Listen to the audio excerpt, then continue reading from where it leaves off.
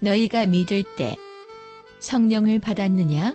성령을 논지함에 있어 복음서에 나오는 사도들의 모습과 사도행전에 나타난 사도들의 모습이 사뭇 다르다는 사실을 우리는 알고 있는가?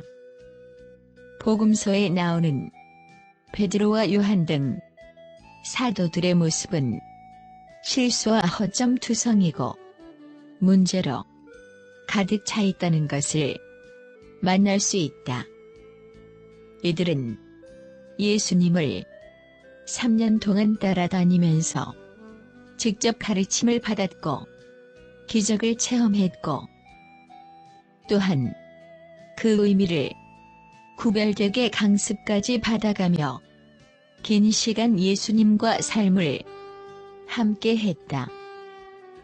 그러나 이들은 누가 더 큰 자냐는 시비로 주님 앞에서 항상 다투었고 믿음이 없어서 자신들에게 도움을 요청하려 온 사람들에게 어떻게 대해 주어야 할지를 몰라서 힘들어했다. 심지어 예수님의 십자가 죽음이 다가오자 불안해하다가 결국은 예수님을 버리고 모두들 도망을 갔다.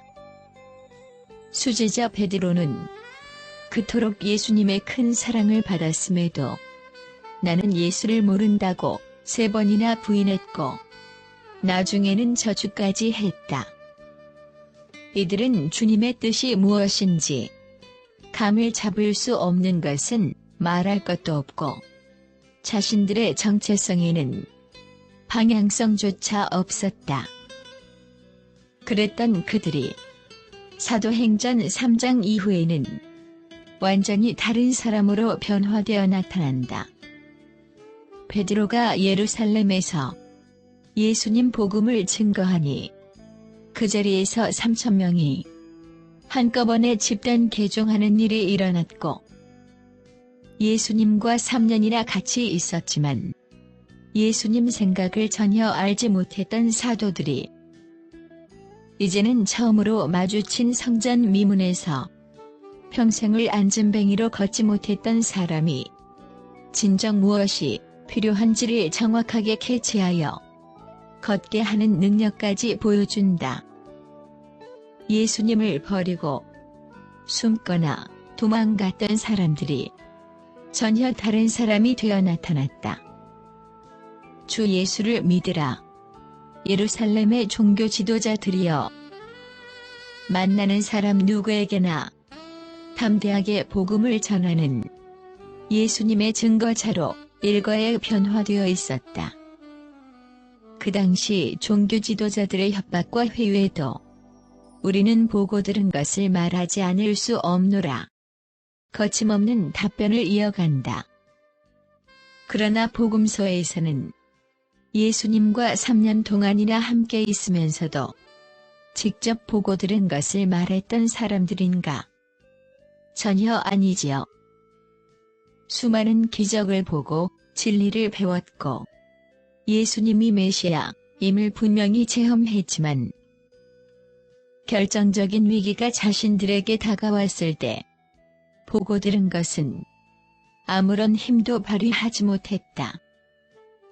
그런데 사도행전에서는 이들에게 어떠한 심경의 변화가 있었는지 외적 환경에도 절대 요동하지 않는 담대함으로 바뀌어 있었다. 무엇이 사도들을 이렇게 바꿔놓았나요? 성경은 딱 하나, 사도들의 심경을 바꿔놓은 것은 성령이 이들에게 임했다입니다. 사도행전 1장 8절 오직 성령이 너희에게 임하시면 너희가 권능을 받고 예루살렘과 온 유대와 사마리아와 땅끝까지 이르러 내 증인이 되리라 하시니라. 지난날은 죽음이 두려워 환경의 영향을 받는 사람이 없는데 성령이 이들에게 임한 후에는 환경의 영향을 받기는커녕 오히려 환경에 영향을 주는 사람으로 변화되어 있었다. 그들은 복음서에서 예수님과 같은 공간과 같은 시간 안에 몸이 함께 있을 때보다 예수님의 부활로 몸이 이별한 사도행전에서는 완전히 다른 사람으로 변하여 있었다. 이유는 복음서에서는 몸은 같이 있었지만 사도행전에서와 같이 예수님과 같은 영, 즉 성령을 받지 못했기 때문이다. 성령이 임하면 비록 몸은 떨어져 있어도 예수님과 같은 영으로 교통하는 사람으로 바뀌게 된다. 성령이 임하면 지난 3년 동안 예수님과 함께 있으면서 배운 것들이 함께 연결되기 시작하고 예수님의 마음과 생각이 읽혀지기 시작한다. 성령이 임하면 죄에 유린당했던 회색 빛의 지난 삶과 완전히 결별하는 회개가 일어나고 예수님만을 나의 존재의 주인으로 받아들이게 된다. 너희가 믿을 때, 신문내에서 발견되었을 때 성령을 받았느냐?